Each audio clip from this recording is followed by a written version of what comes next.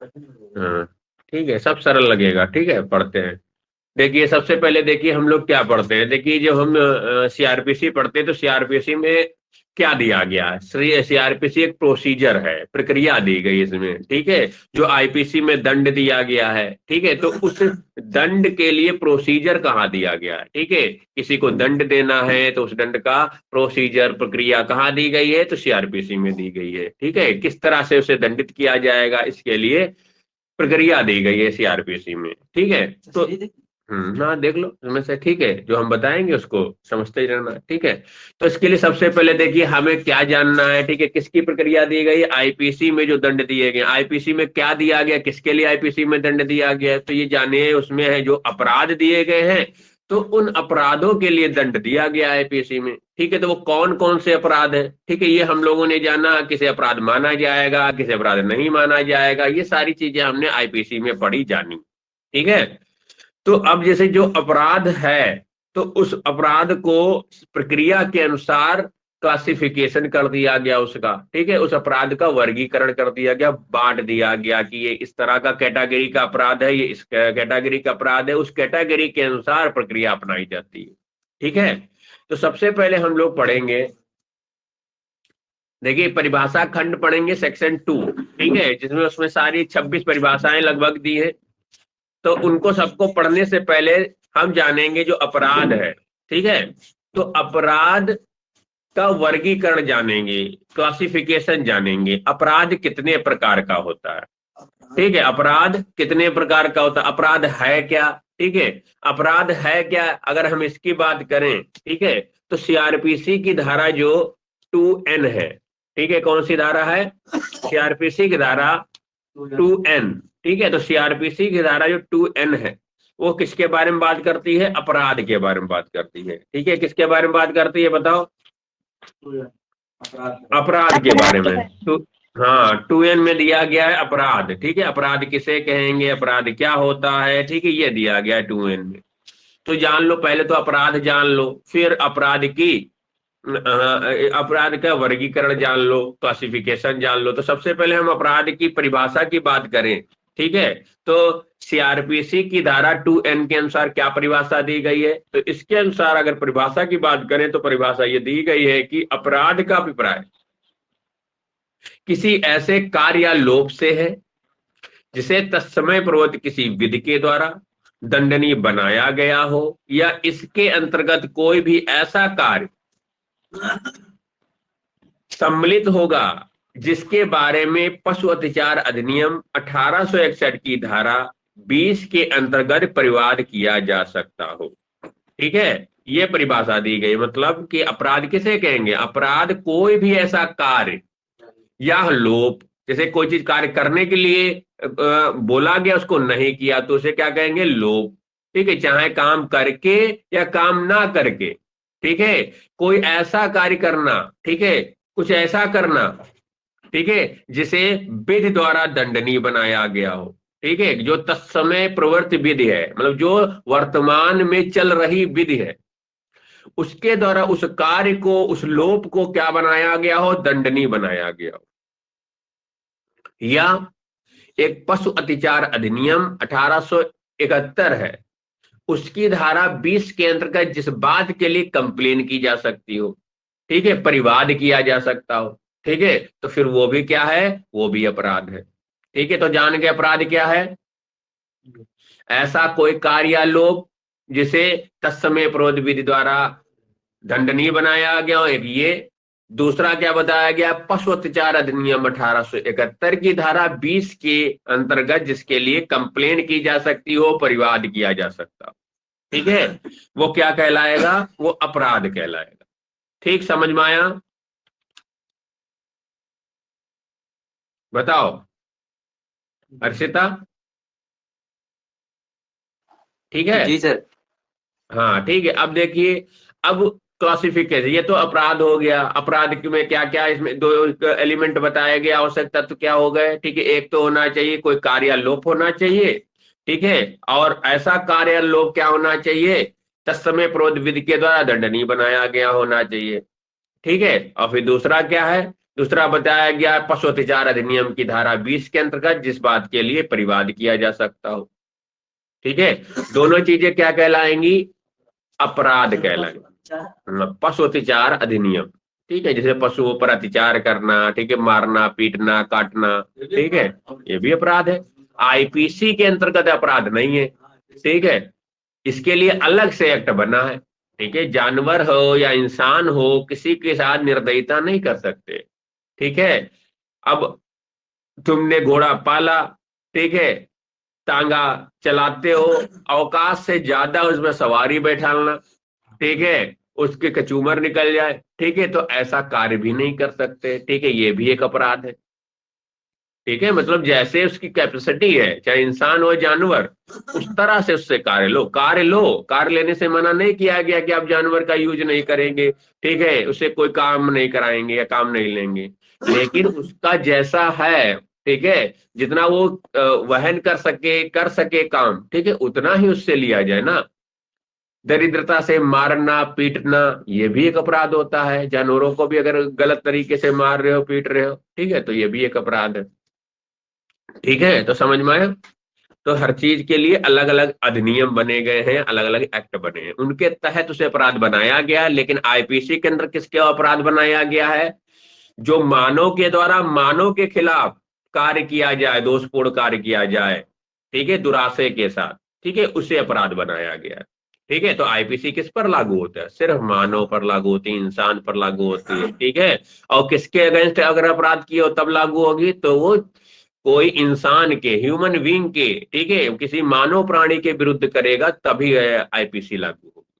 ठीक है, पशुओं के खिलाफ करेगा तो पशु अत्याचार अधिनियम लागू हो जाएगा। ठीक है, और चीजों के विरुद्ध करेगा तो उसके लिए लागू हो जाएगा। तो हर चीज के लिए अपना एक्ट बना है, अधिनियम बना है, उसके तहत उसे दंडित किया जाता है। ठीक है, मतलब बचेगा नहीं, अगर कोई गलत करेगा तो किसी ना किसी एक्ट में उसे पकड़ ही लिया जाएगा। ठीक है, कोई ना कोई धारा लगा ही दी जाएगी। ठीक है, अब चोरी अपराध है आईपीसी के अंतर्गत, तो आईपीसी के अंदर चोरी मतलब अपराध है। ठीक है, 379 के अंतर्गत। ठीक है, लेकिन अगर कहा गया कि बिजली की चोरी, तो बिजली की चोरी जो है वो क्या आती है आईपीसी में? बताओ नहीं, बताओ अर्षिता। नहीं आती है सर। आईपीसी में देखिए बिजली की चोरी नहीं आती है। ठीक है, वो बिजली की चोरी, क्या बिजली की चोरी के लिए दंडित नहीं किया जाता? किया जाता है, लेकिन वो आईपीसी की धारा के तहत नहीं दंडित किया जाता है। किसके लिए दंडित किया जाता है? बिजली आपूर्ति अधिनियम बना है इसके लिए। ठीक है, तो उसमें बिजली की पूर्ति के लिए, ठीक है, और बाकी चीजों के लिए कोई बिजली की चोरी करेगा और उससे संबंधित कौन अधिकारी होंगे, क्या होगा, इसके बारे में उस एक्ट में बताया गया है, तो उसके तहत दंडित किया जाएगा। ठीक, समझ में आया? तो इसी तरह से देखिए, आज हम जानते हैं कि अपराधों का वर्गीकरण, क्लासिफिकेशन। ठीक है, तो इसकी प्रक्रिया के अनुसार पर इसे 4 वर्गों में विभाजित किया गया है। ठीक है, कितने भागों में इसे बांटा गया है? 4 भागों में। कई बार पढ़ा चुके हैं क्लास में, ठीक है, समझा भी चुके हैं, फिर से जानो। इसे 4 भागों में हम बांटते हैं। ठीक है, अपराध को कितने भागों में बांटा गया है? ठीक है, सीआरपीसी में तो 4 भागों में। ठीक है, पहला हो गया संज्ञेय और असंज्ञेय अपराध। ठीक है, पहला कौन सा है? संज्ञेय और असंज्ञेय अपराध, जिसे हम कॉग्निनेबल ऑफेंस और नॉन कॉग्निनेबल ऑफेंस बोलते हैं। ठीक है, संज्ञेय और असंज्ञेय अपराध। ठीक है, संज्ञेय और असंज्ञेय अपराध। ठीक है, दूसरा अपराध है जमानती और अजमानती अपराध। ठीक है, पहला कौन सा अपराध है? संज्ञेय और असंज्ञेय अपराध। ठीक है, और दूसरा अपराध कौन सा हमने बताया? जमानती और अजमानती अपराध। ठीक है, तीसरा जो है समनी और असमनी अपराध। समनी में सा सलजम वाला बनाना, समनी एवं असमनी अपराध। ठीक है, और चौथा जो है बताया है वारंट मामले और तथा समन मामले। ठीक है, सीआरपीसी पढ़ा रहे हैं। ठीक है, तो सीआरपीसी में 4 तरह के अपराध होते हैं। ठीक है, मतलब 4 प्रकार बनाए गए हैं। ठीक है, तो वो कौन कौन से हो गए? अब समझ में आ गया सबको कौन कौन से हो गए? संज्ञेय तथा संज्ञेय अपराध, जमानती और अजमानती अपराध, तीसरा समनी और असमनी अपराध, और चौथा वारंट मामले और समन मामले। जी सर। ठीक है, तो ये 4 प्रकार के हम लोगों ने अपराध पढ़े। ठीक है, अब इन्हीं में एक एक अपराध को हम पढ़ेंगे, जानेंगे, समझेंगे। ठीक है, तो सबसे पहले हम बात करते हैं संज्ञेय अपराध के बारे में। ठीक है, संज्ञेय और असंज्ञेय अपराध के बारे में सबसे पहले पढ़ते हैं। ठीक है, इसकी डिफिनेशन की बात करें तो इसकी डिफिनेशन कौन सी धारा में दी गई है? 2A में। ठीक है, संज्ञेय अपराध को भी 2A में नहीं 2A में नहीं दी गई है। ठीक है, संज्ञेय अपराध की जो परिभाषा 2C में दी गई है। ठीक है, जमानती और अजमानती की परिभाषा जो है तो 2A में दी गई। ठीक है, तो संज्ञेय अपराध की परिभाषा किसमें दी गई है? 2C में दी गई है। ठीक है, असंज्ञेय अपराध की परिभाषा किसमें दी गई? 2L में दी गई है। ठीक है, ये सब याद कर लो, वेरी इंपॉर्टेंट क्वेश्चन है, पेपर में जरूर आएंगे, चाहे शॉर्ट नोट्स के रूप में आए, टिप्पणी के रूप में आए, चाहे ये लॉन्ग क्वेश्चन बना के दे, पूछेंगे जरूर। ठीक है, तो संज्ञेय तथा असंज्ञेय अपराध के बारे में सबसे पहले जानो। ठीक है, देखिए संज्ञेय अपराध किसे कहेंगे, तो जानिए कि सेक्शन 2C क्या बताती है। ठीक है, 2C में ये बताया गया है कि संज्ञेय अपराध से अभिप्राय किसी ऐसे अपराध से है जिसमें पुलिस अधिकारी प्रथम अनुसूची तथा प्रथम अनुसूची या किसी अन्य विधि के अनुसार वारंट के बिना गिरफ्तार कर सकती है। ठीक है, संज्ञेय अपराध से ऐसा मामला अभिप्रेत है जिसमें पुलिस अधिकारी इस संहिता की प्रथम अनुसूची या किसी अन्य विधि के अनुसार बिना वारंट के गिरफ्तार कर सकती है। ठीक है, तो उसे संज्ञेय अपराध कहते हैं। ठीक, समझ में आया? संज्ञेय अपराध कौन से अपराध होते हैं? जिसमें एक पुलिस वाला किसी भी व्यक्ति को बिना वारंट के गिरफ्तार कर सकता है। उन अपराधों को किस नाम से जाना जाता है? संज्ञेय अपराध के नाम से जाना जाता है। ठीक, क्लियर? Yes sir. ठीक है, समझ में आया? तो ऐसे अपराध वेरी सिंपल से याद करते चलो इसे। ठीक है, तो संज्ञेय अपराध कौन से अपराध हो गए? संज्ञेय मतलब गंभीर अपराध। ठीक है, गंभीर अपराध में क्या होता है? पुलिस वाला किसी वारंट का इंतजार नहीं करेगा। ठीक है, क्योंकि वारंट जब तक लेने जाएगा तब तक वो क्या है, भाग जाएगा। फिर क्या वो ढूंढने मिलेगा? नहीं ढूंढने मिलेगा। तो ऐसे में क्या करेगा पुलिस वाला? तुरंत ही पहले उसको गिरफ्तार कर लेगा और बाद में इसकी रिपोर्ट मजिस्ट्रेट को करता रहेगा, अपने बड़े अधिकारी को बताता रहेगा। ठीक, समझ में आया? तो संज्ञेय अपराध कौन से अपराध है? ऐसे अपराध जो इस संहिता की प्रथम अनुसूची के अनुसार या तत्समय प्रवृत्ति किसी विधि के आधार, तत्समय प्रवृत्ति का मतलब कोई जो वर्तमान में और विधि चल रही है उसके अनुसार। ठीक है, पुलिस वाला बिना वारंट के गिरफ्तार कर सकता है, उसे हम संज्ञेय अपराध कहते हैं। ठीक है, सरल शब्दों में अगर जाने तो संज्ञेय अपराध अतिशय गंभीर प्रकृति के अपराध होते हैं और ये पूरे समाज के लिए घातक होते हैं। ठीक है, ये अपराध कैसे होते हैं? गंभीर प्रकृति के होते हैं। इनका नेचर कैसा होता है? गंभीर होता है। ठीक है, और इससे क्या होता है? कोई एक व्यक्ति इफेक्ट नहीं होता है, पूरा समाज इससे प्रभावित होता है। ऐसे अपराध जिससे पूरा समाज प्रभावित होता हो, ठीक है, और अतिशय गंभीर प्रकृति का हो तो उसे क्या कहेंगे? उसे संज्ञेय अपराध माना जाएगा। ठीक है, आगे देखते हैं।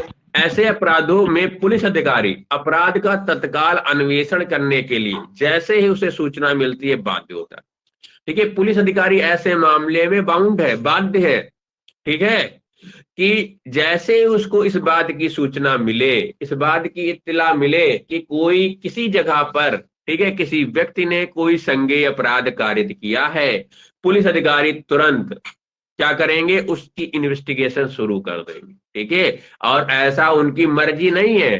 ठीक है, उसके लिए वो बाउंड है, बाध्य है, उनको ऐसा करना ही पड़ेगा। संज्ञेय अपराध में उन्हें तुरंत एक्शन लेना ही पड़ेगा।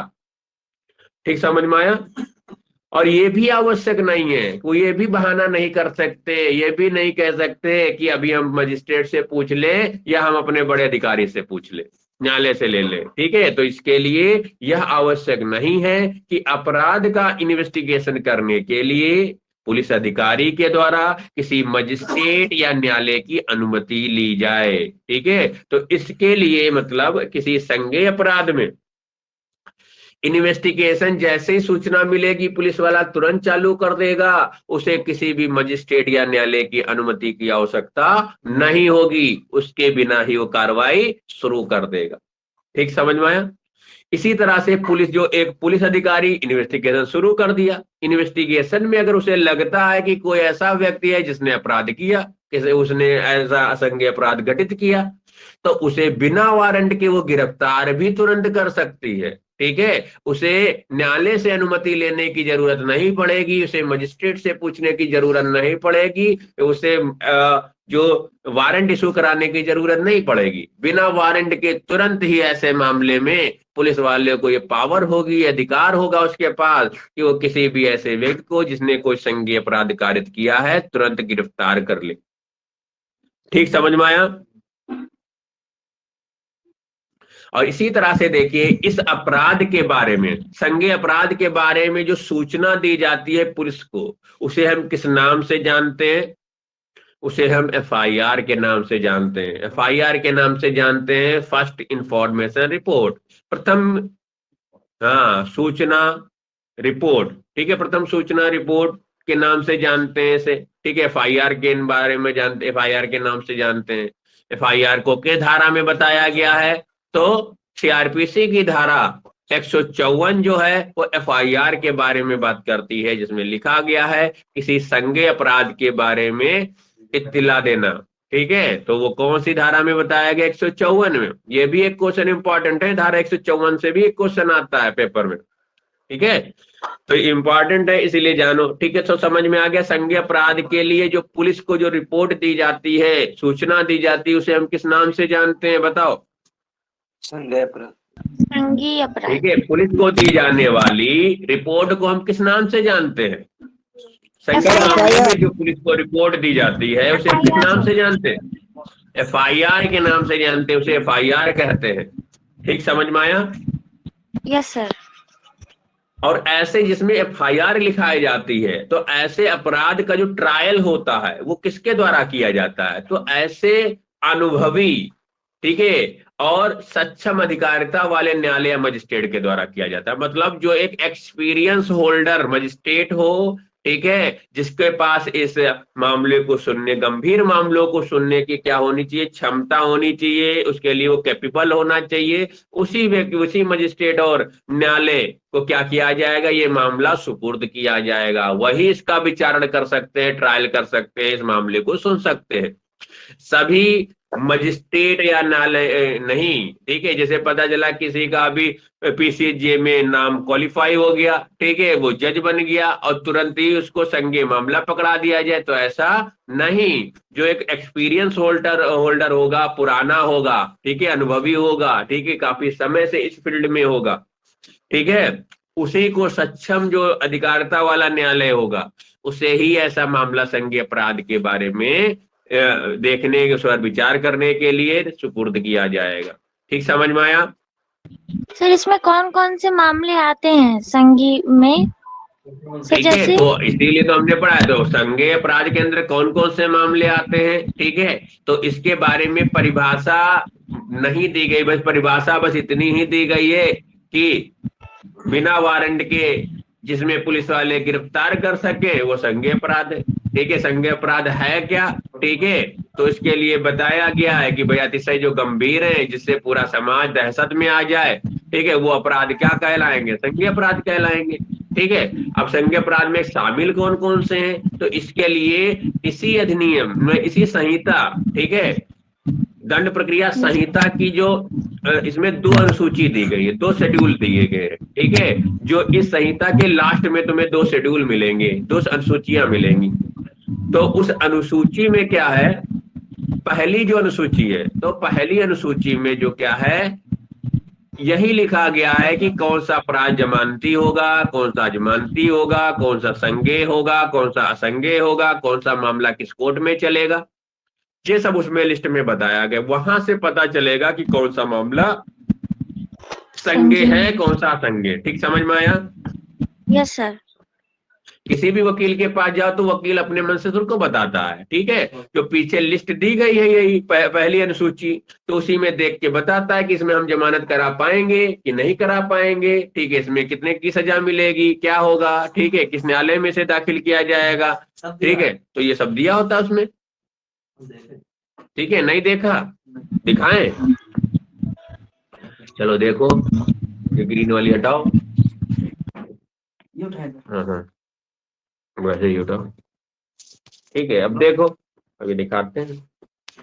इसमें देखो 2 अनुसूचियां दी गई हैं, ठीक है। 2 अनुसूचियां दी गई हैं। एक अनुसूची दी गई, पहली अनुसूची किसके बारे में दी गई है? पहली अनुसूची दी गई है संज्ञेय और असंज्ञेय अपराध है, किसे संज्ञेय अपराध कहा जाएगा, किसे संज्ञेय माना जाएगा, किसमें जमानत हो सकती है, किसमें जमानत नहीं हो सकती। दूसरी अनुसूची दी गई है, उसमें ये प्रारूप दिए गए, फॉर्मेट, ठीक है, किस चीज का क्या फॉर्मेट होगा, ठीक है, जमानत कराने का क्या फॉर्मेट होगा, ठीक है। इसके अलावा वारंट का क्या फॉर्मेट होगा, समन का क्या फॉर्मेट होगा, हर चीज, ठीक है। तो हर चीज का उसमें फॉर्मेट दिया गया। उसी फॉर्मेट के अनुसार वो कोई चीज दाखिल करना है, वारंट इशू करना है न्यायालय को, जज को, ठीक है, तो उसी के अनुसार ही जारी करेगा, ठीक है। जो उसमें फॉर्मेट बताया, अपने मन से कुछ भी लिख कर नहीं, फॉर्मेट ये नहीं कि वहां किसी को सम्मान निकालना अपने मन से, जो भी हो गया कागज पे लिखा, मोहर लगाए कि जा उसको दे दो जा, ऐसा नहीं। उसमें जो फॉर्मेट दिया है, ठीक है, प्रारूप नंबर 1 समन का प्रारूप दिया गया, ठीक है। 2 इसी तरह से देखो, प्रथम अनुसूची इसमें लिखी गई, ये है प्रथम अनुसूची, लिखा है प्रथम अनुसूची, सर दिखाई यस दिया, सर, यस सर। हाँ ठीक है। इसमें देखो पहले में ऐसे क्या लिखा है, इसमें सारे दिखे गए हैं, देखो यहाँ पर लिखा है अपराध, पहली हेडिंग पड़ी है धारा, फिर अपराध, और तीसरा लिखा है दंड, फिर संज्ञेय असंज्ञेय अपराध, फिर जमानती अजमानती अपराध, फिर किस न्यायालय द्वारा विचारणी, सब लिखा गया है। तो पहले में लिखी होती धारा, ठीक है, जैसे मर्डर की धारा है तो कौन सी धारा है, 302, ठीक है, तो 2 लिखा है ऐसे करके, ठीक है। कोई भी अपराध है उसके लिए, जैसे अभी देखो 160 दिया गया, 160 में क्या दिया है, सीआरपीसी आईपीसी की 160 में क्या दिया गया, दंगा, ठीक है। दंगा किस में दिया गया, 160 में, तो यहाँ लिखा 160 दंगा। फिर ये इसमें सजा कितनी है, ये लिखा गया 1 महीना के लिए कारावास या 100 रुपए का जुर्माना या दोनों, इतना सजा है दंगा में, ये यहाँ से पता चल गया। इसके आगे लिखा है संज्ञेय, तो ये अपराध कैसा, दंगा का अपराध कैसा माना जाएगा, संज्ञेय माना जाएगा, संज्ञेय, तो इसमें लिखा है संज्ञेय, तो ये अपराध कैसा, संज्ञेय है, गंभीर अपराध है। इसके आगे लिखा है जमानती, क्या ये संज्ञेय है, क्या इसमें जमानत मिल सकती है, तो इसके बारे में भी आगे लिखा है संज्ञेय तो है लेकिन ये जमानती नहीं है, इसमें जमानत कोई कराना चाहे तो जमानत हो जाएगी, ठीक है। तो ये कैसा अपराध है, जमानती है, ठीक है। तो इसके लिए जमानत के लिए मांग की जा सकती है, ठीक है। और फिर आगे लिखा है कोई मजिस्ट्रेट, ठीक है, इसका विचारण कहाँ होगा, किस न्यायालय में दंगे वाले मामले चलेंगे, तो अगर कोई मजिस्ट्रेट, कितने मजिस्ट्रेट, फर्स्ट क्लास, द्वितीय क्लास, कोई भी मजिस्ट्रेट, ठीक है, मुख्य न्यायिक मजिस्ट्रेट, कोई भी मजिस्ट्रेट इसको सुन सकता है, ठीक, समझ में आया? Yes sir. हाँ, इसी तरह से इसमें सारी चीजों की लिस्ट में जो भी अपराध देखोगे इसमें लिखा होगा, ठीक है। बलवा किस धारा में दिया गया है, बताओ, 147 में, तो यहाँ से 147 बलवा, सजा कितनी है, 2 वर्ष के लिए कारावास, जुर्माना और दोनों, ठीक है। ठीक है, ये अपराध कैसा है, बलवा का अपराध कैसा है, तो ये भी संज्ञेय है, इसमें जमानत हो सकती है, हाँ, तो ये जमानती भी है, ठीक है। और उसका सुन कौन सकता है, तो कोई मजिस्ट्रेट, ठीक है। तो इसमें खुद लिखा है कौन सा प्रथम वर्ग मजिस्ट्रेट सुनेगा, कौन सा द्वितीय वर्ग न्यायिक मजिस्ट्रेट सुनेगा। देखिए 307 का मामला, 307 क्या होता है, अटेम्प्ट टू मर्डर, ठीक है, हत्या का प्रयत्न, 307 में लिखा हुआ, कितनी सजा है, 10 वर्ष के लिए कारावास या जुर्माना। कैसा अपराध है, संज्ञेय अपराध है, ठीक है। जमानत मिलेगी कि नहीं मिलेगी, तो ये कैसा अपराध है, अजमानती अपराध है, ठीक है, इसमें जमानत नहीं हो सकती, ठीक है। इसी तरह से कैसा ये मामला चलेगा कौन से कोर्ट में, तो लिखा है सेशन न्यायालय, ठीक है। तो ऐसा मामला कौन देखेगा, सेशन न्यायालय देखेगा, मजिस्ट्रेट नहीं देखेगा, क्योंकि इसमें सजा 10 साल से ऊपर है, हमने बताया था 10 साल के ऊपर की सजा का मामला कौन देखता है, 10 साल से ऊपर, ठीक है, मृत्यु दंड या जीवन कारावास से दंडनीय मामले को सुनता कौन है, सेशन न्यायालय सुनता है, सत्र न्यायालय सुनता है, ठीक, समझ में आ गया, ठीक है। Yes sir. हाँ, तो इसी सूची में जिसके बारे में जिसे संज्ञेय बनाया गया है, संज्ञेय बताया गया तो संज्ञेय है, और जो असंज्ञेय बताया गया संज्ञेय हो गया। ठीक, समझ में आ गया? Yes sir. हाँ, बस इसमें अब देख लो।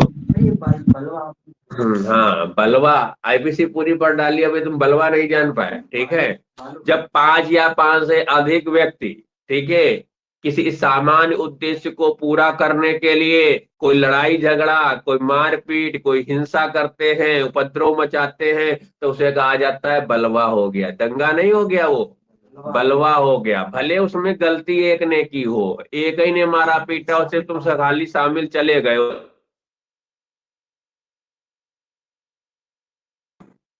जानते हुए कि ये लफड़ा वाली जगह है, लफड़ा चीज है, उनके साथ गए हो, अलग से क्यों नहीं, उसमें शामिल हो। उसे लफड़ा वाली जगह पत्रकार तो नहीं जाएगा, तो उसको जाओ, लेकिन उनके साथ शामिल होके मजे, चलो तुमको हम न्याय दिलाते हैं, ठीक है, आपकी आवाज बनते हैं। ठीक, तुम उनकी आवाज बन के अगर गए तो तुम्हारी भी आवाज बंद कर दी जाएगी।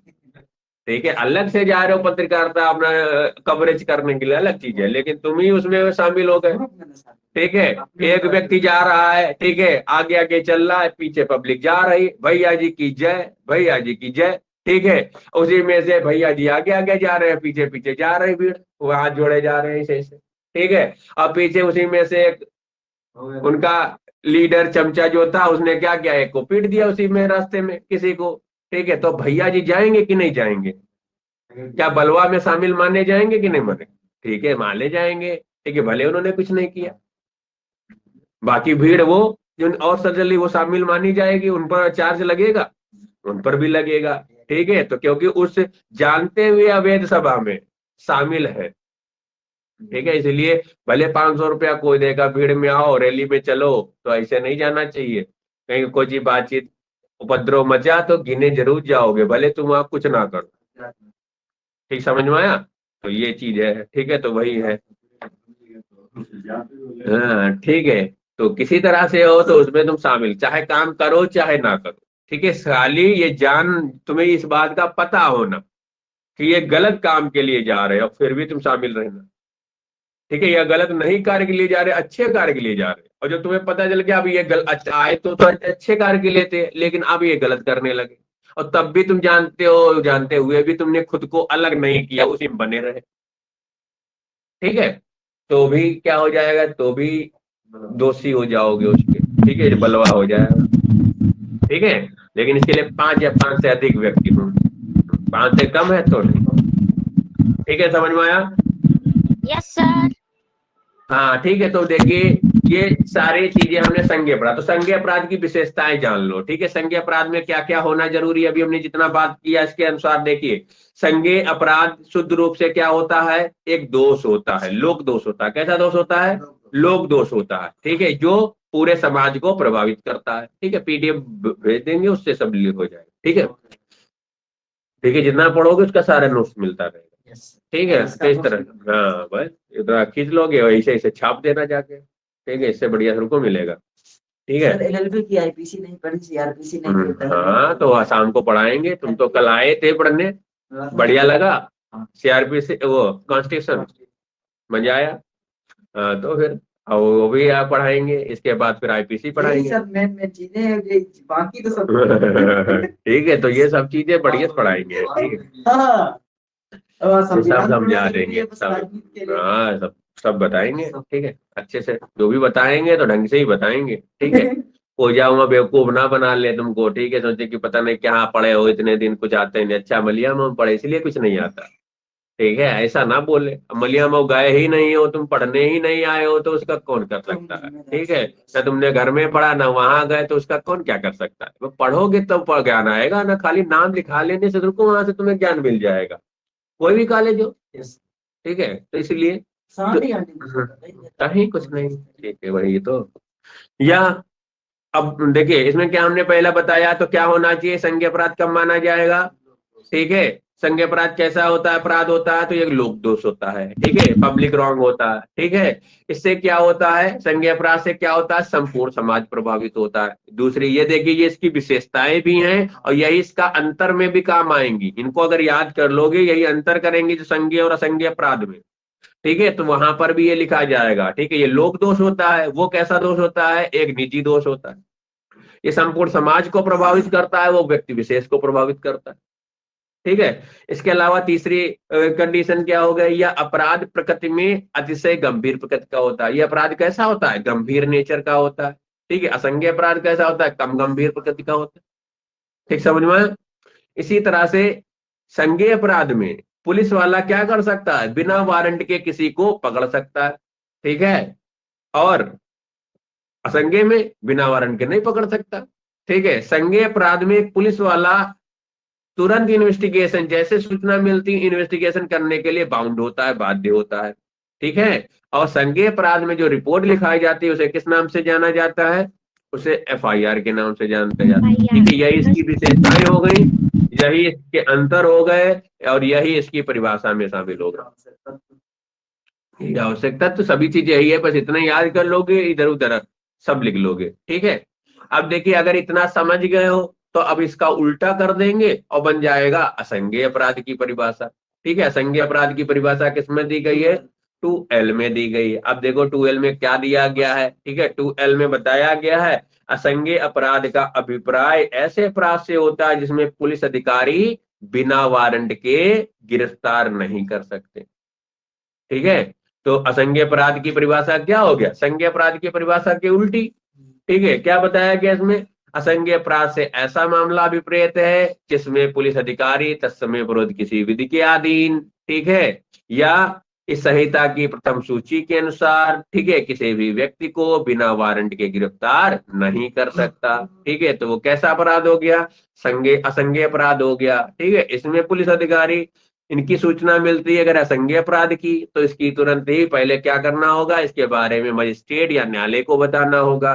जब न्यायालय और मजिस्ट्रेट इसके लिए वारंट इशू करेगा, ठीक है, तब जाके वो किसी व्यक्ति को गिरफ्तार कर सकता है। अगर वारंट इशू नहीं किया गया है तो फिर वो गिरफ्तार नहीं कर सकता। बताओ, क्लियर हुआ? Yes sir. ठीक है ना? हाँ, ठीक है। अब देखो इसमें देखो, अतः, ठीक है, संज्ञेय अपराध, हाँ इधर उधर चले जाते हैं। चलो ठीक है, सब रजाई में बैठे हैं। ठीक है, नहीं सर, साहिल रजाई नहीं बैठे, इधर उधर नहीं जाते हैं। आरिफ जी, हम सुन रहे हैं आपकी बात। साहिल कहाँ बैठे हो? साहिल किनारे? हाँ सर। हाँ, आज सुन रहे हो? इधर ही सुन रहे हो या उधर भी सुन रहे हो? हर जगह सर। हर जगह? साहिल तो हर जगह व्याप्त नहीं होता है। नहीं होता है, फिलहाल के लिए आपके बाद जाने। चलो ठीक है, अब एक एक सुनो, है ना, इधर ही सुन लो पहले। हम आप ही ठीक है, इधर देखिए।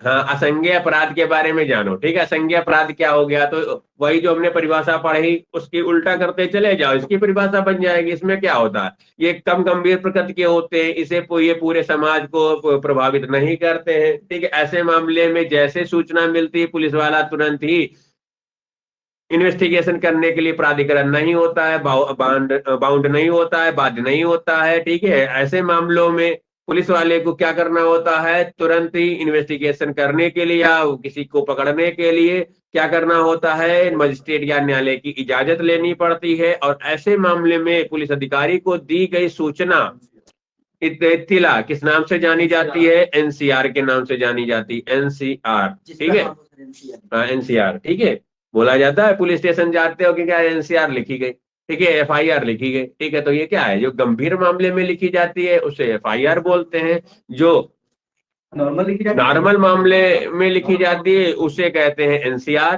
ठीक है, नॉन कॉग्निबल रिपोर्ट। ठीक है, तो वही तुम पढ़ रहे हैं, नॉन कॉग्निबल। ठीक है, और इसके बारे में इत्तिला, रिपोर्ट लिखी गई है तो रिपोर्ट लिख देंगे, उसके इत्तिला है तो इत्तिला लिखेंगे, नॉन कॉग्निबल रिपोर्ट, एनसीआर। ठीक है, वो मत समझ लेना एनसीआर दिल्ली। ठीक है, नेशनल कैपिटल रेजिडेंस। एनसीआर क्या फुल फॉर्म बताइए? ठीक है, नॉन कॉग्निबल। ठीक है, नॉन कॉग्निबल, नॉन कॉम COG जी NI NI ZA ZA BLE। BLE। हाँ, ठीक है, रिपोर्ट। रिपोर्ट तो याद ही कर रखी होगी, रिपोर्टर हो, है ना। आज में आ रही जोड़ते हो इतना लिखने के बाद, है ना। बस ठीक है, तो यहाँ पर समझ में आ गया। तो अब देखिए दोनों में अंतर, तो दोनों में अंतर पता है सभी को। संज्ञेय अपराध कैसे अपराध होते हैं, सभी लोग बताओ। गंभीर अपराध होते हैं। ठीक है, असंज्ञेय अपराध कैसे हो गए, कम गंभीर। कम उसका गंभीर। उल्टा। हाँ, कम गंभीर। ठीक है, तो एक ही अंतर हो गया। ठीक है, संज्ञेय अपराध संपूर्ण समाज को प्रभावित करते हैं, तो असंज्ञेय अपराध किसी व्यक्ति विशेष को प्रभावित करते हैं। ठीक है, ये दूसरा अंतर हो गया। ठीक है, संज्ञेय अपराध में पुलिस अधिकारी किसी व्यक्ति को बिना वारंट के गिरफ्तार कर सकता है, तो असंज्ञेय अपराध में पुलिस अधिकारी किसी भी व्यक्ति को बिना वारंट के गिरफ्तार नहीं कर सकता। संज्ञेय अपराध में पुलिस अधिकारी तुरंत इन्वेस्टिगेशन करने के लिए बाध्य होता है, और असंज्ञेय अपराध में पुलिस अधिकारी तुरंत किसी भी व्यक्ति को गिरफ्तार करने के लिए बाध्य नहीं होता है। इसके अलावा संज्ञेय अपराध शुद्ध रूप से क्या होते हैं, लोक दोष होते हैं। ठीक है, लेकिन असंज्ञेय अपराध निजी दोष होते हैं। ठीक है, संज्ञेय अपराध के मामले में पुलिस अधिकारी को दी गई रिपोर्ट को किस नाम से जानते हैं, FIR नाम से जानते हैं। असंज्ञेय अपराध के मामले में पुलिस को दी गई रिपोर्ट को किस नाम से जाना जाता है, NCR के नाम से।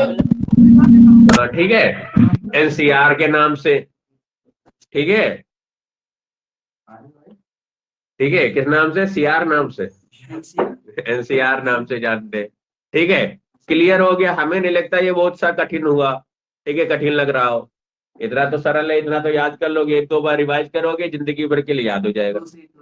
ठीक है, 2C 2L, बस 2 धाराएं हो गई। ठीक है, तो परिभाषा खंड की हमने आज 3 परिभाषा अभी तक पढ़ी। 2N पढ़ी, 2L पढ़ी, 2C पढ़ी। N मन अपराध, अपराध की परिभाषा किसमें दी गई, 2N में दी गई, वो पढ़ ली। उसके बाद में संज्ञेय अपराध की 2C में पढ़ी, असंज्ञेय अपराध की 2L में पढ़ी। ठीक है, यस सर। ठीक है, तो हमने देखो 4 प्रकार थे, उसमें से एक प्रकार पढ़ लिया। ठीक है, कौन सा प्रकार पढ़ लिया, संज्ञेय और असंज्ञेय अपराध। अब दूसरे प्रकार पे आते हैं। ठीक है, दूसरा प्रकार कैसा है, जमानती और अजमानती अपराध। ठीक है, तो जमानती अपराध किसे कहेंगे, अजमानती अपराध किसे कहेंगे, इनकी परिभाषा किसमें दी गई है, तो 2A में। दोनों की परिभाषा किसमें दी गई है, 2A में दी गई। हाँ, दोनों की 2A में ही दी गई है। 2A हाँ, 2A शॉर्ट में लिखो 2A, 2 बड़ा, अच्छा, A स्मॉल लेटर, 2 तो सही है, A स्मॉल वाला। ठीक है, हाँ, ब्रैकेट में बना। ठीक है, ये तो क्लास अलग हो जाएगा। ठीक है, 2A मतलब ये ABCD जो भी लिखेंगे वो ब्रैकेट में लिखेंगे, छोटी। सर गूगल या यूट्यूब अरे गूगल वाले आधे तो और क्या, आधे अब तुम्हारे जैसे स्कूल से पढ़ के आए, सोचो कि यूट्यूब चैनल बनाएंगे। ठीक है, या गूगल पर हम डालेंगे मटेरियल, और डालने लगे पैसा कमाएंगे, तो क्या होगा, उसी में से डाल दिया, तो उसमें सही भी चीज लिखी होगी, गलत भी लिखी, ये तुम कैसे छांट पाओगे ये चीज सही है या गलत। जो पढ़ा लिखा है, जो जानकार है, वही जान सकता है कि कौन चीज में गलत दी गई, कौन चीज सर। कुछ अगर गलत से मतलब कुछ अगर मिस्टेक बताई तो तुरंत आप कर लेंगे। हाँ, तो जैसे ठीक है, अब जैसे कोई किताब में देख रहे हो, ठीक है, तो वो सही होगी, लेकिन उस पे गूगल पे कुछ भी सर्च करोगे सब कुछ मिलेगा, लेकिन वो सही है गलत ये कोई गारंटी नहीं ले सकता। ठीक समझ में आया? तो इसलिए कोई चीज भी है खाली उस पर बिलीव मत, कोई किताब से पढ़ो या कहीं से देखो तो वो उस पर 100% यकीन करो, बाकी उस पर। सर CRPC की किताब ठीक है, हाँ, CRPC तो हमेशा हमारी गलती है, फर्स्ट वाले निकाल सीधी सीधी दे दी, किसी को नहीं देंगे। चलो ठीक है, CRPC जो है ये तो हमेशा लाइफ टाइम आपके यूज होने, चाहे वकालत करो, चाहे पत्रकारिता करो, कुछ भी करो। ठीक है, कुछ भी करोगे तो अब जैसे जुडिशरी दो, कुछ भी दो, तो तुमको ये तो किताब 2-4 किताबें वो तो तुमको जरूरत हमेशा पड़ेगी, चाहे IPC हो, चाहे CRPC, चाहे CPC हो। ठीक है, कॉन्स्टिट्यूशन है, ये सारी जरूरतें है, तो इनको तो होनी ही चाहिए अपनी किताबें। सर CPC जब उसको पढ़ाएंगे तो उसको समझाएंगे। ठीक है, सिविल प्रक्रिया संहिता, दीवानी, वो दीवानी नहीं जो तुम कवर करते हो। ठीक है, ये वाली दीवानी। ठीक है, तो यहाँ पर वाला नहीं। ठीक है, दीवानी तो न्यायालय है, लेकिन दीवानों के लिए न्यायालय कहाँ है बताओ? नहीं वही न्यायालय है सर। बताओ कहीं नहीं है सर, कपिल, कहीं नहीं नहीं है, है सर। उनकी जी सर। सुनवाई कहीं नहीं। नहीं। दीवानी की सुनवाई है, लेकिन दीवानों की सुनवाई कहीं नहीं। जी सर। हाँ चलो ठीक है, पढ़ते हैं। देखिए जमानती अपराध के बारे में जानते हैं, ठीक है। तो जमानती अपराध की परिभाषा पहले देखते हैं। तो जमानती अपराध की परिभाषा किसमें दी गई है? 2A में दी गई है, ठीक है। 2A में क्या दिया गया है? जमानती अपराध की परिभाषा दी गई, ठीक है। तो जमानती अपराध की परिभाषा क्या है?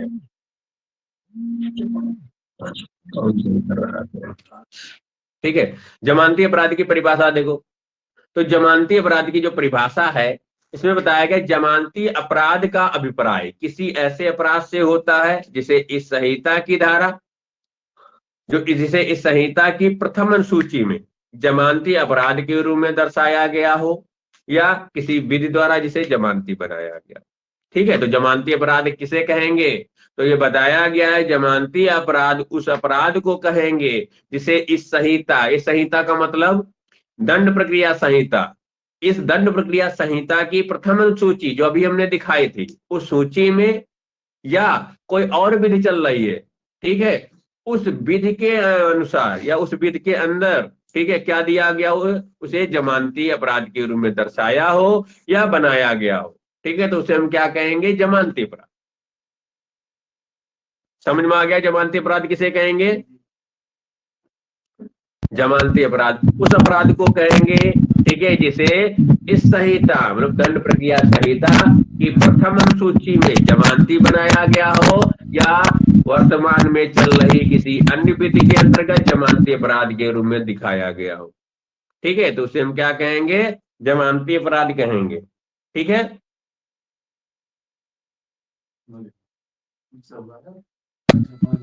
Yes sir. क्या हो गया, खो गए? नहीं सर। हाँ ठीक है, तो समझ में आ गया ना। तो जैसे अभी हमने सूची दिखाई थी प्रथम अनुसूची में, तो इसमें बताया था कि ये अपराध लिखे हैं, इसके अपराध के बाद इसमें संज्ञेय है, संज्ञेय ये लिखा है, साथ में ये भी लिखा है, इसे जमानती है अजमानती। तो अगर उसमें जमानती जिसके सामने लिख दिया गया वो जमानती अपराध है, उसमें जमानत मिल जाएगी, और जिसमें अजमानती लिख दिया गया उसमें जमानत मिल भी सकती है, नहीं भी मिल सकती है, दावा नहीं किया जा सकता है, कंफर्म नहीं बताया जा सकता है कि इसमें जमानत मिल ही जाएगी। बेल ही तो जमानत कहते हैं, इंग्लिश में क्या बोलते हैं? बेलेबल ऑफेंस, ठीक है, जिसमें बेल मिल जाए वो वाले ऑफेंस बेलेबल, ठीक है। 307 में सामान्यतः जमानत नॉन बेलेबल का मतलब ये नहीं होता, अजमानती अपराध का ये नहीं होता कि उसमें जमानत मिलेगी ही नहीं, लेकिन यह है कि छोटे जो न्यायालय हैं वो नहीं सभी मामलों में दे सकते, ठीक है। जैसे कोई मृत्युदंड, आजीवन कारावास या 10 वर्ष से ऊपर के मामले हैं, तो इनमें ये जो मजिस्ट्रेट न्यायालय है ये जमानत नहीं दे सकते।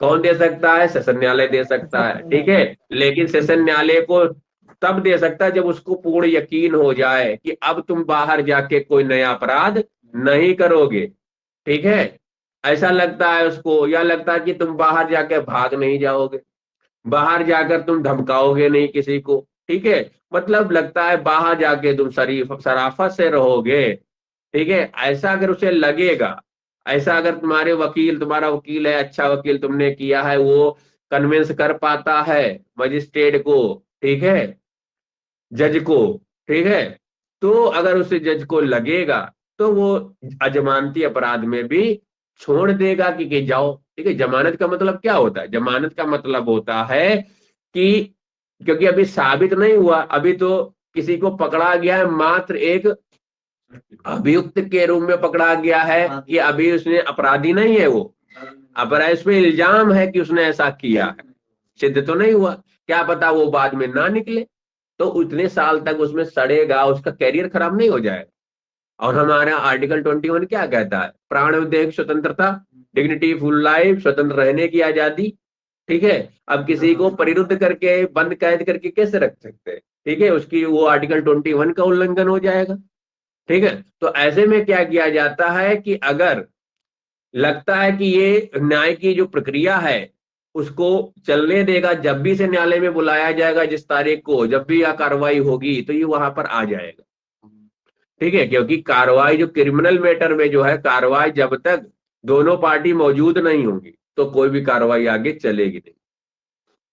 ठीक है, खासकर वो जो अभियुक्त जिस पर इल्जाम है उसका तो मौजूद रहना जरूरी है, जब तक उसे व्यक्तिगत हाजिरी से मुक्ति ना दे दी गई। उसको न्यायालय ने ये ना बोल दिया ठीक है तुम घर पर रहो, ठीक है तुम्हारा वकील भी आ जाएगा, तो अभी ये कार्रवाई चलती रहेगी। अगर ऐसी इजाजत दे रखी है तब तो वो ना आए तो कार्रवाई आगे बढ़ेगी। अगर ऐसी इजाजत नहीं दी गई तब तक उसे सामने नहीं पेश कर दिया जाएगा, तब तक आगे प्रोसीजर बढ़ेगा नहीं। ठीक, समझ में आ गया? तो ऐसी सिचुएशन में, ठीक है, समझ में आ गया, जमानती अपराध, ठीक है, तो इसमें लेकिन ये कोई भी व्यक्ति है जो जमानत की मन अधिकार स्वरूप नहीं कर सकता। ठीक है, अजमानती अपराध में न्यायालय के विवेक पर है, न्यायालय को ठीक लगेगा देगा, नहीं देगा मन होगा तो नहीं देगा, तुम कह नहीं सकते। और ताजा ताजा मामला होता है, देखिए 2 महीने तक वो कैसे जमानत देगा ही नहीं न्याय गंभीर मामले में, ठीक है, उसके बाद ही देगा, क्योंकि अभी ताजा ताजा मामला तुम्हें छोड़ दोगे तो दूसरी पार्टी तो भड़की हुई है वो तुमको निपटा देगी। क्योंकि तुरंत तुरंत का अगर कोई गंभीर मामला किया तो दूसरी पार्टी में भी क्या होगा, क्रोध होगा। ठीक है, तुम नहीं अपराध करोगे वो अपराध करेगी। अब 1-2 महीना गुजर जाते हैं तब क्या होता है, गुस्सा थोड़ा ठंडा हो जाता है। ठीक है, तब उतना गुस्सा नहीं आता जितना तुरंत आज देख ले तो आज वो दूसरी पार्टी भी मारने के लिए तैयार हो जाएगी। ठीक है, तो ये सब चीजों को ध्यान में रखते हुए अगर लगेगा तो देगा, नहीं लगेगा तो नहीं देगा। ठीक, समझ में आया? तो जमानती अपराध कौन से अपराध है, जिसे प्रथम सूची में जमानत के तौर पे दिखाया गया, या कोई और विधि बनाए गए, जैसे पास्को एक्ट है, SC/ST एक्ट है, और रोज नए एक्ट बनते। तो इन एक्ट में कहा गया कि ये अपराध जमानती होगा तो फिर वो जमानती होगा, जिसमें यह लिख दिया कि ये अपराध जो है अजमानती होगा तो फिर वो अजमानती होगा। ठीक, समझ में आया? कोई नई विधि बनाई गई, उसमें लिखा गया ऐसा अपराध 3 तलाक कोई देगा तो ये इसमें से दंडित किया जाएगा, ऐसा अपराध अजमानती होगा, संज्ञेय होगा, अजमानती होगा, ऐसे लिख दिया गया। तो क्या माना जाएगा, वो अपराध जमानती माना जाएगा? नहीं, अजमानती माना जाएगा। अगर लिखा गया जमानती है तो जमानती माना जाएगा। मतलब उस विधि में या तो लिखा गया हो जमानती अजमानती, या इस सूची में दिया गया जो प्रथम सूची है उसमें जमानती अजमानती के रूप में लिख रखा गया है। ठीक है, तो वही अपराध होगा। तो हम देखो ये परिभाषा पढ़ते हैं जमानती अपराध की, तो इससे ये क्लियर नहीं होता है कि जमानती अपराध है क्या क्या नहीं है। ये तो सिर्फ ये लिस्ट बता दी, हमने इनसे पूछा जमानती अपराध क्या, कहा जाओ वहां देख लो जाके जो चीज लिखी पड़ी उस लिस्ट में हो वो जमानती है, ना हो तो नहीं है। तो इससे हम ये क्या जानने की अगर लिस्ट ना हो मेरे पास तो हम पहचान पाएंगे जमानती है कि नहीं जमानती। ठीक है, तो इसीलिए कहा कि ये कोई एक तरह से इन्होंने क्या सुझावात्मक जो है परिभाषा है, सुझाव दे रही, सजेशन दे रही है, लेकिन कोई क्लियर ये डिफाइन नहीं कर रही है। ठीक है, तो इसमें अलग से सरल शब्दों में इसकी परिभाषा देने का प्रयास किया गया और कहा गया जमानती अपराध होंगे कौन, तो कहा गया जमानती अपराध ऐसे अपराध होंगे, ठीक है, जिसमें एक गिरफ्तार हुआ व्यक्ति जमानत की मांग अधिकार स्वरूप कर सकता है। ठीक है, राइट है मेरा जमानत लेना जमानत पाना, इस तरह से अगर कुछ जिसमें मांग कर सकता है जो गिरफ्तार किया गया व्यक्ति, ठीक है, तो उसे कहते हैं जमानती अपराध। ठीक है, ऐसे अपराध में जो चाहे मजिस्ट्रेट हो, चाहे न्यायालय हो, चाहे पुलिस अधिकारी हो, जमानत पर तुरंत छोड़ने के लिए वो बाध्य होगा, बाउंड होगा, वो रोक नहीं सकता। ठीक है, कितने दिन में क्या होता है, देखो 24 घंटे किसी को पकड़ा जाता है, 24 घंटे मजिस्ट्रेट सामने लाया जाता है, फिर जितनी जल्दी तुम जमानत करा पाओ, ठीक है, जितनी जल्दी जमानत करा पाओगे उतनी जल्दी छोड़ दिया जाएगा। अगर हफ्ता भर गुजर गया, हफ्ता भर में तुम जमानत नहीं करा पाया तो निर्धन व्यक्ति मान लिया जाएगा, तो न्यायालय खाली उसका बॉन्ड भरा कर सिर्फ उसी के साइन इन करवा के उसे छोड़ सकता है। ठीक है, हाँ, तो 1 हफ्ता तक रहता है। ठीक है, इसके पहले तुम करा लो तो तुरंत छोड़ दिया जाएगा, नहीं तो फिर निर्धन व्यक्ति मानकर, जो गरीब व्यक्ति की तुम्हारे पास जमानतियां नहीं है तो उस आधार पर फिर छोड़ दिया जाएगा उसी का साइन इन कराकर। और तुम बाहरी किसी को बुला के नहीं ला पा रहे हो जिसके बिहाफ पे तुम्हें छोड़ा जाए, तो 1 हफ्ता गुजर गया तो फिर तुम्हारे उसमें, क्योंकि तुम्हारा अधिकार है, राइट है जमानत पाना। ठीक है, इसीलिए क्या कर दिया जाएगा, छोड़ दिया जाएगा। क्लियर हुआ इतना? हाँ, उसमें जमान में जिसे मुचलिका भरा जाता है उसके लिए शांति बनाए रखने के लिए बंद पत्र। ठीक है, उसमें ये लिखा जाता है कि मैं, ठीक है, अपना नाम, पुत्र ये ठीक है इस गांव का निवासी, ठीक है ऐसा ऐसा, ठीक है ओके, मैं कोई अपराध नहीं करूंगा, जब भी न्यायालय बुलाया जाऊंगा तो न्यायालय में टाइम पे उपस्थित हो जाऊंगा, पर शांति और सदाचार बनाए रखूंगा। अगर मेरी द्वारा कोई भी ऐसा अपकृत्य या कोई ऐसा दुष्कार्य किया जाए तो इतने रुपए, 1 लाख रुपए मेरे जब्त कर लिए जाए। जितना न्यायालय भरवाए, 50,000 रुपया बोले तो 50,000 बोले, जितने पे वो जुर्माना के लिए वो कहे, ठीक है। तो अगर 50,000 लिखा तो 50,000, ठीक है। 1 लाख तो 1 लाख, मतलब जितना न्यायालय निर्धारित करे उस बात के लिए, तो उतनी रकम भर दी जाएगी और नीचे उसे साइन करवा लिए जाएंगे। अब मजबूर हो गए तुम्हें आने के लिए, क्योंकि तुमने ही लिख कर दिया है कि हम नहीं आएंगे तो इतने रुपया ये सरकार, ये जो है न्यायालय सरकार हमसे वसूल सकती है। अब तुम नहीं आओगे तो क्या किया जाएगा, ठीक है। तो फिर वारंट जारी कर दिया जाएगा, जब पकड़ के लाओ, ढूंढ के लाओ पहले उसे, जिसने ऐसा वादा किया था हम मिलेंगे। और जब नहीं आओगे, ढूंढे भी नहीं मिलोगे, भाग जाओगे, फरार हो जाओगे, तो क्या किया जाए, उद्घोषणा निकाली जाएगी, जहां कहीं भी छुपे हो इस तारीख को इस स्थान पर, ठीक है, हाजिर हो जाओ, नहीं तो तुम्हारी सारी संपत्ति, ठीक है, कुर्क कर लिया जाएगा, ठीक है। ये ठीक है।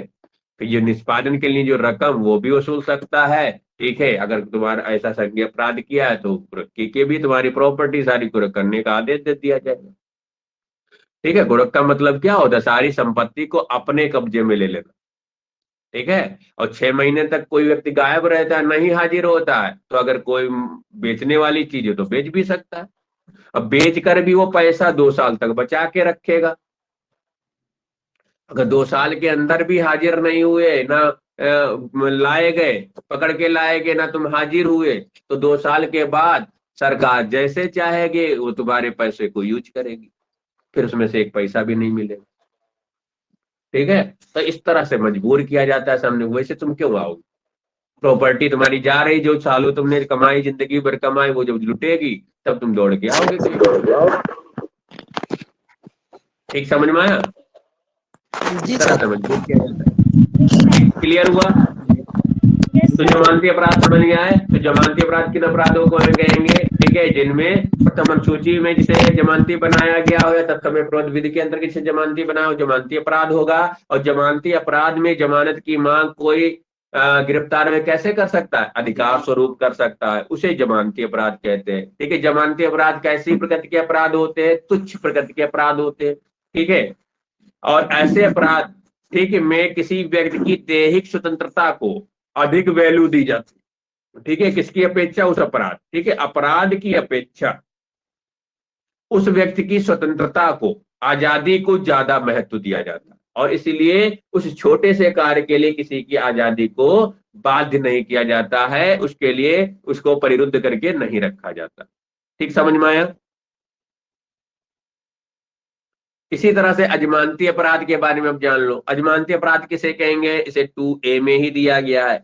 इसी में लास्ट लाइन में लिखा गया कि जो जमानती अपराध नहीं है वो सारे अपराध क्या है, फिर अजमानती हैं, ठीक है, जिसमें जमानत नहीं मिल सकती, जो जमानती अपराध के रूप में वर्तमान सूची में नहीं दिखाए गए, तो फिर वो अपराध कैसे अपराध है, ठीक है, अजमानती अपराध है, ठीक है। ऐसे अपराध जिसे प्रथम सूची के अंतर्गत या तत्समय प्रवर्तित किसी अन्य विधि के अंदर जमानती ना बनाया गया हो, जमानती अपराध के रूप में ना दिखाया गया हो, तो ऐसे अपराध कैसे अपराध कहलाते, अजमानती अपराध। परिभाषा क्या बनी सरल शब्दों में, अगर हम अपनी तरफ से परिभाषा दे तो क्या होगी, तो मतलब ऐसे अपराध जिसमें कोई व्यक्ति, कोई गिरफ्तार व्यक्ति जमानत की मांग अधिकार स्वरूप नहीं कर सकता, एक अधिकार के रूप में नहीं कर सकता, ऐसे अपराध क्या कहलाएंगे, अजमानती अपराध कहलाएंगे, ठीक है। ऐसे अपराधों में जमानत देना, जमानत ना देना न्यायालय के विवेक पर होता है, ठीक है। न्यायालय को ठीक लगेगा तो देगा, न्यायालय को ठीक नहीं लगेगा तो नहीं देगा, ठीक है। समझ में आया ये, ठीक है। लेकिन इसका मतलब ये नहीं है कि अजमानती अपराध में जमानत हो नहीं सकती, ठीक है। अजमानती अपराध जरूर है, लेकिन अजमानती अपराध में भी जमानत मिल सकती है अगर न्यायालय को ये यकीन हो जाए, विश्वास हो जाए, ठीक है, कि वो भागेगा नहीं, ठीक है, जब भी बुलाया जाएगा तो हाजिर हो जाएगा, किसी अन्य व्यक्ति को धमकाएगा नहीं, ठीक है, इन्वेस्टिगेशन को प्रभावित नहीं करेगा, ठीक है, कोई नया अपराध घटित नहीं करेगा, तो न्यायालय क्या कर सकता है, एक अजमानती अपराध में भी जमानत दे सकता है। ठीक है, समझ में? ठीक है, लेकिन अधिकार स्वरूप वो नहीं मांग सकता। ठीक, समझ में आया? ये इस पर एक केस आया, वेरी इंपॉर्टेंट केस, सभी को याद होना चाहिए। ठीक है, हाँ, अजमानती अपराध पर केस है। ठीक है, Motiram versus state of Madhya Pradesh. ठीक है, कौन सा केस है? मोतीराम वर्सेज मध्य प्रदेश राज्य। ठीक है, मोतीराम बनाम स्टेट ऑफ मध्य प्रदेश। इस मामले में जज जो थे वो थे कृष्णा अय्यर। ठीक है, न्यायाधीश कौन है इसमें? कृष्णा अय्यर।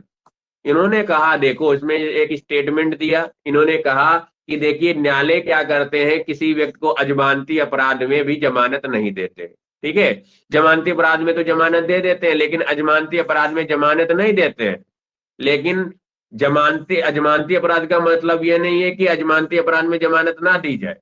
ठीक है, देखो, न्यायालय, उन्होंने कहा कि देखिए, अजमानती अपराध में न्यायालय का ये कार्य नहीं है कि जेलें भरे। ठीक है, जेल भरना न्यायालय का कार्य नहीं है। ठीक है, न्यायालय को क्या करना चाहिए, अजमानती अपराध में भी जमानत देने की तरफ उनका फोकस होना चाहिए।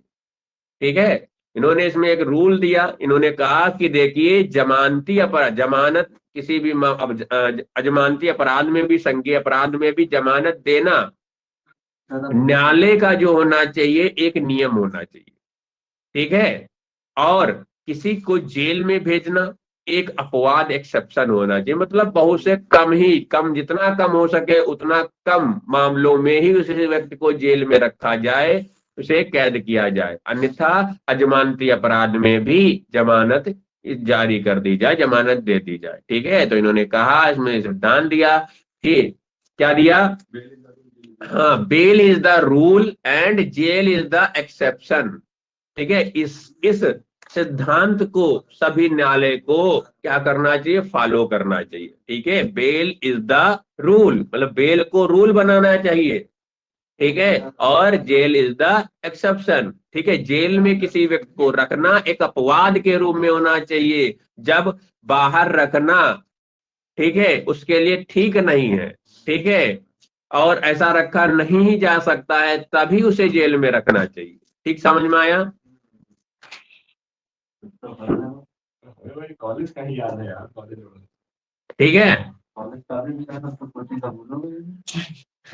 ठीक है, नहीं इतना सरल है कि नहीं, अच्छे से पढ़ोगे तो ये सब ऐसे याद रहेगा। ठीक है, कोई बहुत इंटरेस्टिंग चीज है। ठीक है, इसमें कोई भूलने वाली चीज नहीं है। ठीक है, तो याद ही रहता है। ठीक है, एक केस बताया हमने अभी तक, कितना पढ़ाया। ठीक है, तो एक केस भी याद नहीं रहेगा। मोतीराम कठिन नाम भी नहीं है। ठीक है, स्टेट ऑफ एमपी का है। ठीक है, इस मामले में, ठीक है, दोनों में अंतर जान लो। दोनों में अंतर क्या है? जमानती अपराध में जमानत की मांग अधिकार स्वरूप की जा सकती है, अजमानती अपराध में जमानत की मांग स्वरूप अधिकार स्वरूप नहीं की जा सकती है। जमानती अपराध में जमानत प्रदान करने के लिए प्राधिकारी जमानत प्रदान करने के लिए बाध्य होता है। अजमानती अपराध में क्या है? प्राधिकारी जैसे पुलिस या न्यायालय क्या जमानत देने का लिए बाध्य नहीं होता, उसका विवेकाधिकार होता है। जमानती अपराध जो होते हैं गंभीर प्रकृति के होते हैं, अजमानती अपराध नहीं, जो जमानती अपराध है कम गंभीर प्रकृति के होते हैं, जमानती अपराध अधिक गंभीर प्रकृति के होते हैं। जमानती अपराध में एक व्यक्ति की स्वतंत्रता को अधिक महत्व दिया जाता है, जबकि अजमानती अपराध में अपराध को ज्यादा महत्व दिया जाता है किसी व्यक्ति की स्वतंत्रता की अपेक्षा। बस यही इसके एलिमेंट हो गए, और यही इसके क्या हो गए? इसके अंतर हो गए। ठीक है, और ये इसकी विशेषताएं या कुछ भी समझ लो। ठीक है, यही है। ठीक है, तो इतना क्लियर हुआ। तो दो प्रकार के हमने आज अपराध पढ़ लिए। दो बच्चे हैं, कल पढ़ लेंगे। वारंट मामला किसे कहते हैं, समन मामला किसे कहते हैं, समनीय अपराध किसे कहते हैं, समनीय अपराध किसे कहते हैं। तो कोई अपराध होता है तो पहले समन जारी होता है, फिर वारंट जारी होता है ना? देखिए, वो जैसे अगर कोई गंभीर मामला है, जैसे किसी ने 302 का काम किया है, ठीक है, अपराध किया है, ठीक है, तो उसके लिए क्या है? तो वारंट जारी होगा। ठीक है, तो ये तो देखो, जब हम समन और वारंट मामले पढ़ेंगे तो उसमें बताया गया कि ऐसा कोई मामला जो मृत्यु दंड, आजीवन कारावास और 2 वर्ष से अधिक अवधि से दंडनीय है, तो उसके लिए क्या जारी होगा? वारंट जारी होगा, क्योंकि वारंट मामला माना जाएगा। असंज्ञेय मामले में समन जारी होता है। ठीक है, असंज्ञेय तो देखिए, असंज्ञेय जितने अपराध हैं, ठीक है, तो वो तो कम गंभीर, मतलब संज्ञेय मतलब होता है गंभीर, तो गंभीर जितने मामले उनमें तो जो क्या है, वारंट ही जारी होगा। और कुछ ऐसे हैं जो असंज्ञेय हैं, उनमें भी क्या हो सकता है, वारंट भी जारी हो सकता है और समन भी जारी हो सकता है। ठीक है, जैसे हमने अभी बताया कि अगर 2 साल से अधिक की सजा जिनमें हो सकती है, आईपीसी का कोई ऐसी सेक्शन है जिसमें 2 साल के अधिक सजा के बारे में प्रावधान किया गया, उसी ने वो वाला अपराध किया है, तो वहां पर क्या जारी करेगा न्यायालय? वारंट जारी करेगा। अगर ऐसा अपराध किया गया जिसमें मैक्सिमम सजा 2 वर्ष तक ही हो सकती है या उससे कम हो सकती है, तो वहां पर न्यायालय पहले क्या जारी करेगा? पहले तो समन ही जारी करेगा। और समन पे अगर बुलाने पे नहीं आएगा तो धारा 87 के तहत क्या कर देगा? वो वारंट जारी कर देगा। और वारंट पे भी नहीं आएगा तो उद्घोषणा जारी कर देगा। ठीक है, उद्घोषणा पे भी नहीं आएगा तो कुर्की कर लेगा। ठीक है, समझ में आया? Yes sir. हाँ ठीक है, बस इसमें इतना ही है। ठीक है, अच्छे से पढ़ो। अभी देखो पीडीएफ बना के डाल देंगे, तो फिर उसमें उसी को ऐसे सेम टू सेम नोट कर लेना और ऐसे सेम टू सेम रट लेना, यस कुछ सर। अलग करने की जरूरत नहीं। ठीक, ओके।